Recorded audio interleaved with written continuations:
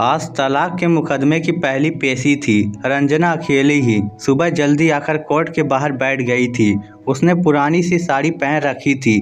न चेहरे पर कोई मेकअप था, न कोई ताजगी। वह उदास सी बैठी कोर्ट खुलने का इंतजार कर रही थी। कुछ देर बाद राजेश भी आ गया। उसके साथ उसकी माँ, बहन और बड़ा भाई था। वह खुद की लग्जरी कार से आया था। जब उसकी नज़र रंजना पर पड़ी तो वह उसे अनदेखा करके आगे बढ़ गया। 2 साल से रंजना और राजेश अलग रह रहे थे। रंजना एक अनाथ लड़की थी। बचपन में ही उसके माता पिता चल बसे थे। मामा मामी ने उसे पाल पोस कर बड़ा किया था। पढ़ाई करते वक्त राजेश को उससे प्यार हो गया था। वह उससे शादी करने के लिए उसके पीछे ही पड़ गया था। राजेश एक खाते पीते घर का लड़का था, इसलिए रंजना के मामा ने उसका प्रस्ताव स्वीकार कर लिया था। फिर रंजना की राजेश से शादी हो गई थी। एक गरीब और अनाथ लड़की को पैसे वाला घर मिला था, प्यार करने वाला पति मिला था। ऐसे लग रहा था जैसे रंजना के भाग्य खुल गए हो। मगर आगे की जिंदगी बहुत मुश्किल थी, क्योंकि उस घर में राजेश के अलावा रंजना को कोई भी पसंद नहीं करता था, क्योंकि ये शादी राजेश की जिद के कारण हुई थी। राजेश ने घर छोड़ने की धमकी देकर घर वालों को मनाया था। राजेश का भाई, बहन, माँ और पिता सब चाहते थे कि राजेश रंजना को छोड़ दे। फिर षड्यंत्रों का दौर चला। राजेश कुछ समझ ही नहीं पाया। रोज रंजना को बुरा और पागल साबित किया जाता था।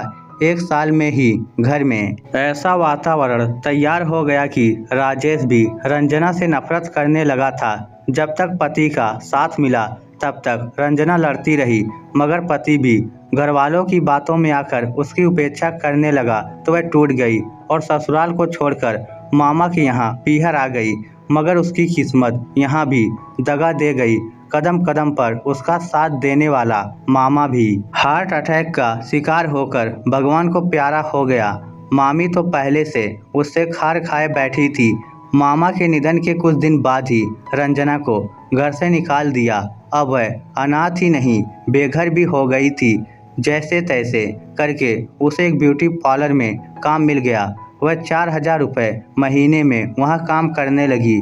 2,000 तो उसके मकान किराए में खर्च हो जाते थे। बचे हुए 2,000 रुपयों में वह अपना घर खर्च चला रही थी। राजेश का घर छोड़े उसे 2 साल हो चुके थे। फिर उसे एक नोटिस मिला जिसमें राजेश ने उससे तलाक मांगा था। आज तलाक के केस की पहली सुनवाई थी। जब कोर्ट के हलकारे ने उसका नाम पुकारा तो वह अंदर चली गई। राजेश अपने भाई और माँ बहन के साथ पहले से वहाँ बैठा था। मुकदमा शुरू हुआ तो राजेश के वकील ने पहले तो दोनों के शादी की झूठी सूठी दास्तां बयान की। फिर बोला, जज साहब, मेरे मुवक्किल के साथ बहुत बड़ा धोखा हुआ है। मासूम सी लगने वाली रंजना देवी एक चरित्रहीन औरत है। न जाने कितने मर्दों के साथ इसके संबंध है। रंजना देवी के सास ने कई बार इसे गैर मर्दों के साथ पकड़ा था।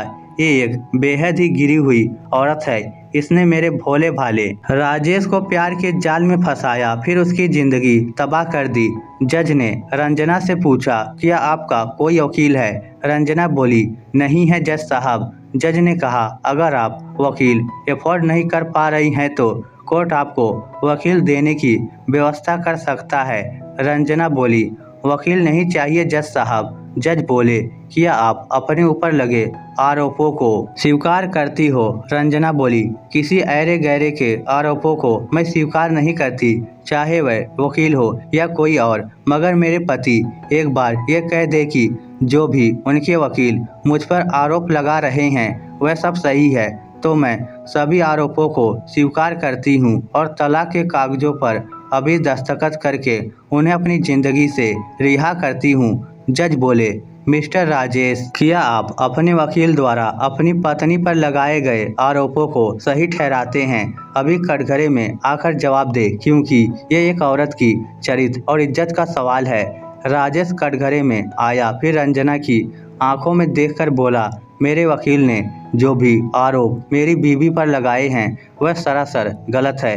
वह एक पतिव्रता और पाकीज़ा औरत है। मेरी नज़र में उससे ज़्यादा पवित्र इंसान इस दुनिया में कोई नहीं है। इतना सुनते ही कोर्ट में कानाफूसी शुरू हो गई। राजेश का वकील और माँ राजेश की तरफ उबलती आंखों से देखने लगे। जज साहब ने राजेश के वकील को फटकार लगाई और कहा, इस तरह की झूठी दलीलें देने के बेस पर आपका वकालत का लाइसेंस भी रद्द किया जा सकता है। आइंदा इस बात का ख्याल रखें। फिर जज ने 20 दिन बाद की तारीख देकर सुनवाई बर्खास्त कर दी। राजेश और उसका परिवार अपने घर चला गया। रंजना भी अपने घर चली गई। रात के 8 बज गए थे। रंजना खाना खा रही थी। घर में पैसों की बहुत तंगी चल रही थी, इस कारण उसने सब्जी नहीं बनाई थी। वह बाजार से 5 रुपए के हरे प्याज ले आई थी। प्याज के पत्तों के साथ रोटी खा रही थी कि अचानक किसी ने कमरे के बाहर दस्तक दी। जब उसने दरवाजा खोला तो सामने राजेश खड़ा था। राजेश को इस तरह आया देखकर वह घबरा गई। वह कुछ बोल ही नहीं पाई। राजेश कमरे के अंदर आ गया। राजेश ने देखा प्लेट में रोटियां पड़ी थी, मगर सब्जी के नाम पर कच्चे प्याज ही थी। वह हिम्मत करके बोली, कहिए ऐसा क्या काम पड़ गया जो आप इतनी रात को यहाँ चले आए? राजेश बोला, तुमसे माफ़ी मांगने आया हूँ। मुझे नहीं पता था मेरा वकील तुम पर इतने घिनौने आरोप लगाएगा। रंजना बोली, जब रिश्ता ही नहीं रहा तो माफ़ी मांगने का क्या तुक? जाइए, मैंने आपको रिहा किया। मेरी पूरी जिंदगी दुखों में गुजरी है, मगर आपने मुझ गरीब से प्यार किया, इसका शुक्रिया। आपने मुझे अपने घर की इज्जत बनाया, इसके लिए शुक्रिया। राजेश बोला, एक बात कहूँ? रंजना बोली, क्या? राजेश बोला, माफ़ कर दे। रंजना बोली, किस बात के लिए? राजेश बोला, तुम्हारे साथ दुर्व्यवहार करने के लिए, तुम पर विश्वास न करने के लिए। मेरा पूरा परिवार तुम्हें घर से निकालना चाहता था, इस कारण सब तुम्हारे पीछे पड़े थे। मैं भी उनकी बातों में आ गया, उसके लिए माफ़ कर दे।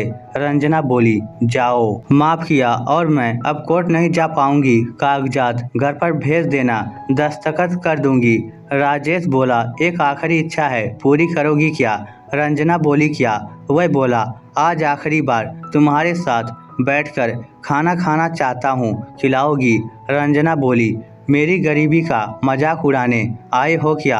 राजेश बोला, नहीं, आज कुछ पल तुम्हारे साथ जीना चाहता हूँ। तुम मेरा पहला और आखिरी प्यार हो। रंजना बोली, चलो मेरे घर से बाहर निकलो। राजेश बोला, आखिरी इच्छा भी पूरी नहीं करोगी क्या? वह बोली, जो इंसान सही और गलत में अंतर नहीं कर पाता, मैं उसके साथ एक पल भी नहीं बिताना चाहती।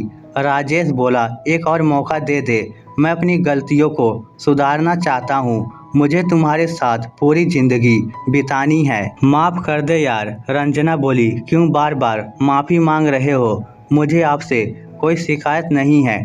बचपन से लेकर शादी तक मैंने कभी चाहा ही नहीं कोई मुझे प्यार करे, क्योंकि भगवान ने मेरी किस्मत ही ऐसी बनाई थी। फिर उसने रोटी और प्याज दिखाते हुए कहा, ये जो खाना देख रहे हो, ये मेरा प्रिय भोजन है। मामी मुझे यही खाना दिया करती थी।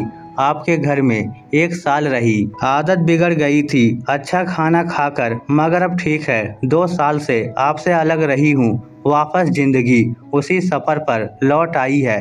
मैं अब नहीं चाहती उसमें कोई व्यवधान पड़े, इसलिए चले जाओ। अब मैं आपके साथ नहीं चल पाऊंगी। आपकी दौलत, गाड़ी, बंगला सब आपको मुबारक। तलाक के बाद भी मुझे ना तो गुजारा भत्ता चाहिए, ना किसी और तरह की संपत्ति चाहिए। वह बोला, इतनी कठोर मत बनो यार, मैं अब कहीं नहीं जाने वाला, यहीं रहूँगा। चाहे तो धक्के मारकर यहाँ से बाहर निकाल दो। फिर राजेश ने प्याज रोटी उठा ली और खाने लगा, मगर एक निवाला भी वह अंदर नहीं उतार सका। गले में अटक गया, हिचकी शुरू हो गई।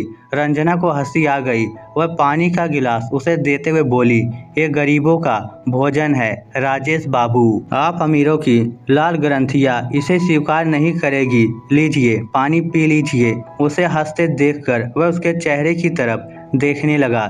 इसी प्यारी सी मुस्कान पर तो वह फिदा था। वह पानी पीते हुए भी उसी की तरफ देख रहा था। रंजना उससे नजरें नहीं मिला सकी, इस कारण उसने नज़र झुका ली।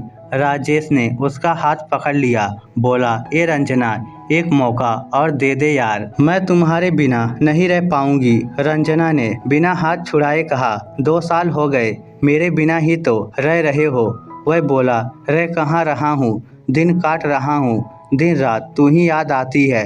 घर में रहते वक्त नजरें दरवाजे पर टिका देता था, फिर सोचता था काश तू लौट आए। लौट चलना रंजना, हम अलग रहेंगे, मुझे तेरे साथ जीना है। रंजना बोली, मेरा हाथ छोड़ो। वह बोला नहीं। रंजना प्यार से बोली, एक बार छोड़ो तो। राजेश ने छोड़ दिया। फिर रंजना उसके थोड़ा नज़दीक हुई, फिर झपट कर उसके सीने से लग गई और जोर जोर से रोने लगी। राजेश ने कसकर उसे सीने से लगा लिया और खुद भी उसके साथ रोने लगा। इस स्टोरी को लेकर आपकी क्या राय है? नीचे कमेंट करके हमें ज़रूर बताइएगा। धन्यवाद।